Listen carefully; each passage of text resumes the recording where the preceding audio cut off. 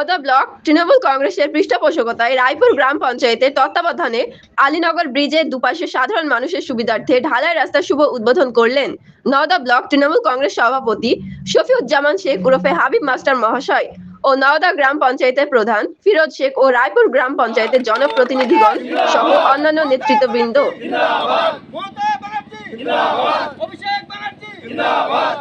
শুভেচ্ছা এবং অনেক কৃতজ্ঞতা, আমাদের অন্তরের শ্রদ্ধা দলনেত্রী মমতা ব্যানার্জির প্রতি, দলের সর্বাধিনায়ক অভিষেক ব্যানার্জির প্রতি। আমি বলবো এটা একটা ঘাঁটি বলা যেতে পারে, তার কারণ এখানে 6টি বুথ। সেই বুথে অভাবনীয়ভাবে এখানকার মায়েদের, বোনেদের এবং সর্বোপরি আমাদের ভাইদের, অভিভাবকদের প্রত্যেকের স্নেহ, ভালোবাসা এবং আশীর্বাদ আমরা চূড়ান্ত রূপে পাই।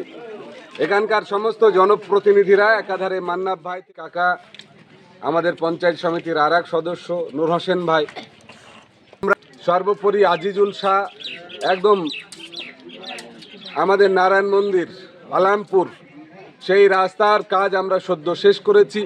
খালের ধার দিয়ে মানুষের চলবার যে রাস্তা, সেই রাস্তার কাজ শুরু হয়েছে এবং সর্বোপরি আজকে যেখানে দাঁড়িয়ে আছি এখানেও একটা টেকনিক্যাল লোকজন নিয়ে মেপে এই ভোট আমাদেরকে চূড়ান্ত আনন্দিত করেছে। ভোট তো সমর্থন শুধু নয়, ভোট মানুষের আশীর্বাদ এবং দোয়া। চাইবো আগামী 26-এও আবার বাংলায় মমতা ব্যানার্জির জয় জয়কার হোক, আর আলীনগরের মানুষের যে সমস্ত অধরা কাজ 26 সালের পরবর্তীতে আবারও আমরা কাজ এমনি পঞ্চায়েতের হাত ধরে, জেলা পরিষদ পঞ্চায়েত সমিতির হাত ধরে চলছে, কিন্তু বিধানসভার কাজ সেইভাবে আলীনগর আমরা করতে পারিনি, হয়ে ওঠেনি।